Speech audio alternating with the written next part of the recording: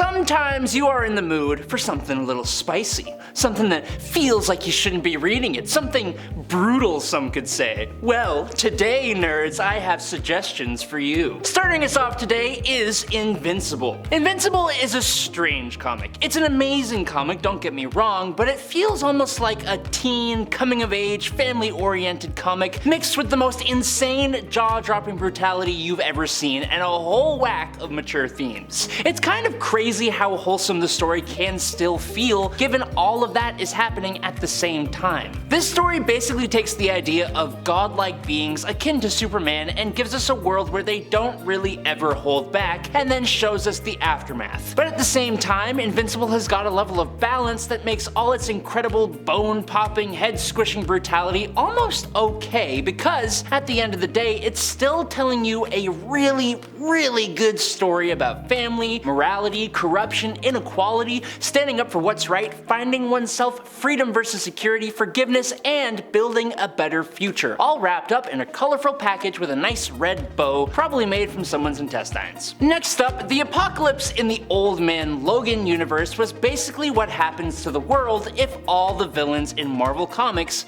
win. In the usual hero stories, villains face against their usual heroes and are always defeated. But in Old Man Logan, the villains organize themselves where simultaneously different villains and groups of villains will go against heroes that their abilities are best suited to deal with. For example, instead of fighting Spider-Man and his spider sense, Mysterio is sent against Wolverine, and using his illusions, he got Wolverine to wipe out all the other X-Men. It was incredibly messed up. The conflict ended up turning the United States into an apocalyptic wasteland ruled over by the Red Skull, with territories divided up and ruled by different villains. Almost all the heroes are gone, or they change sides, or they are working as mercenaries, or in the case of Logan, they are retired. That is, until the brutality of this wasteland brings him back into action. Now look, I know you hate it. You should know that I hate it. We all hate it, but it doesn't change the fact that Marvel Ruins is absolutely perfect for this list. This is a story taking place in a universe where almost everything goes wrong for almost every Marvel character. Some might say this is a universe that is incredibly realistic, or some might say that it's a story built on pure shock factor that seeks to do nothing except ruin your day. But it is called Ruins, so that kinda checks out, doesn't it? No one in this comic really deserves what happens to them, which makes it all so much more stomach-churning. Take Peter Parker or Bruce Banner, for example. When regular 616 Peter Parker gets bitten by a radioactive spider, he gains superpowers.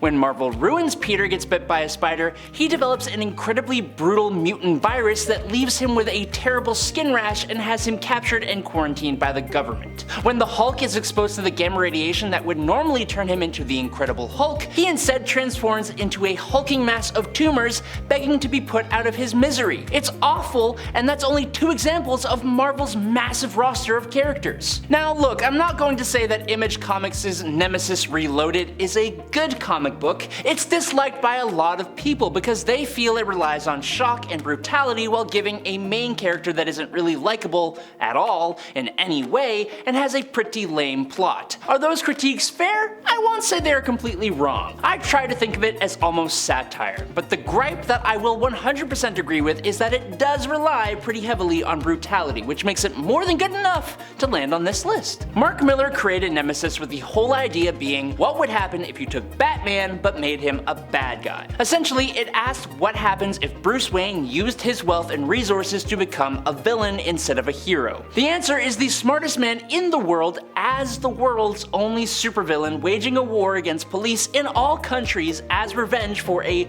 lost childhood, and he goes about it in the most insane ways possible while not really facing any major opposition. If all you know of Judge Dredd is the Sylvester Stallone movie from 1995, then you don't really know Judge Dredd.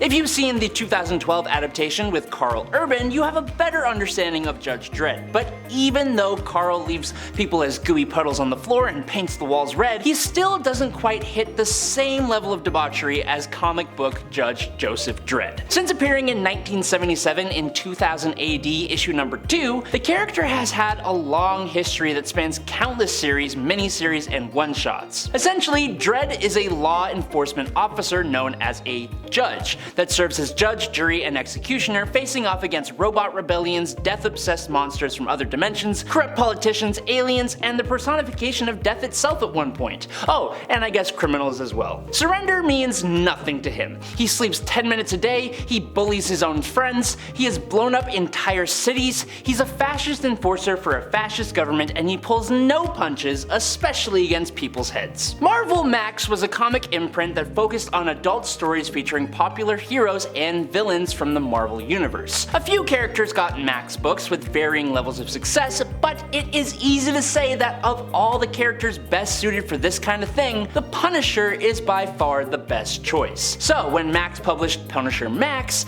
it was not only one of the best Punisher stories out there, but as you can probably imagine, it was also one of the most jaw-droppingly brutal. Removing the Punisher from all the costumes and superpowers of the regular Marvel Universe and dropping him right into an America facing the early days of the War on Terror, Punisher Max shows the very real physical and emotional damage that Frank Castle's crusade would cause him in real life. But then, Marvel also released a new take on Frank Castle's dark origins with Born, a Max limited series. This story takes place during Castle's time as a soldier in the Vietnam War, and as you'd expect, it featured graphic imagery and brutality that depicted atrocities committed during the war that basically unlocked the darkness that led to Frank Castle being able to become the Punisher in the first place. Next up, created by superstar writer Frank Miller, Basin City, known to most of its residents as Sin City, is a place you would really never want to be a part of. Sin City is one of the most popular Frank Miller comics that eventually got turned into 2 movies of its own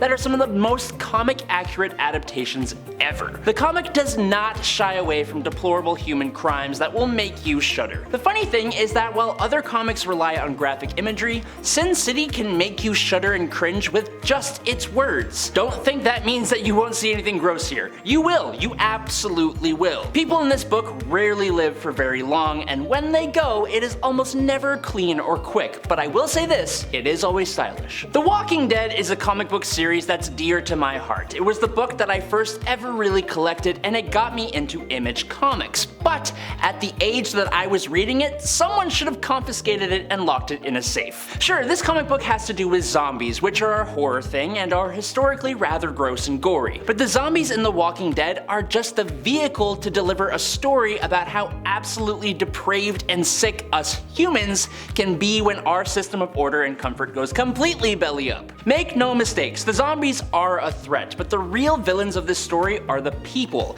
and in desperate times, people become monsters. This comic had me at multiple times sitting there slack-jawed and unsure of what to do with myself, wondering how this book can wipe my favorite characters off the face of the earth in the most brutal ways possible and still have me wanting to know what happens next, and it did it all without a single drop of color. Back in the day, a British superhero named Miracleman was created, who was very similar to Shazam, as he could say a magic word and be transformed into basically a god. Now, due to legal disputes, this character basically got shelved for 20 years until 1982, when the character returned as Miracleman under writer Alan Moore. As part of that revival, Miracleman and his sidekick, Kid Miracleman, were part of a secret government program and were attacked with a nuke. Now, they both survived, but Miracleman now had no memory of his superhero alter ego, while Kid Miracleman now believed that he was the only survivor of the attack, and he decided never to return to his true human child form ever again,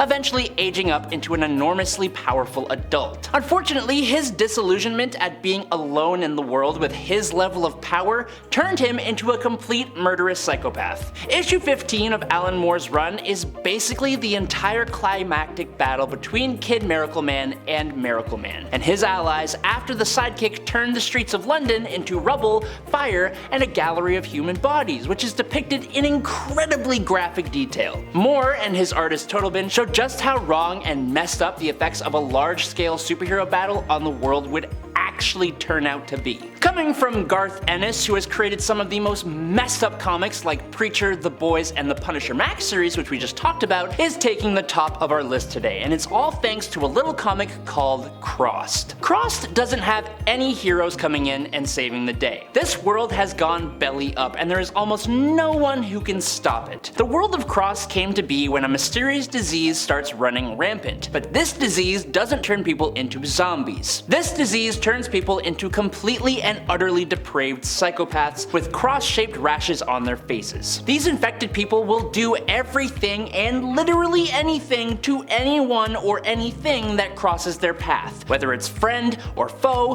human or animal, fully grown or new to life. And every bit of it is shown in full graphic detail, and I am not joking when I say everything. But then, somehow, through all of that, the characters that pull it all together are fleshed out with meaningful backstories that they carry into this hellish world. Is it worth a read? I'd say so, but it is #1 for a reason, so you have been warned. But that is all the time I've got for today. I'm Adam Andrews, this is Top 10 Nerd. I'll catch you all in the flippity flop, but until then, peace out, nerds.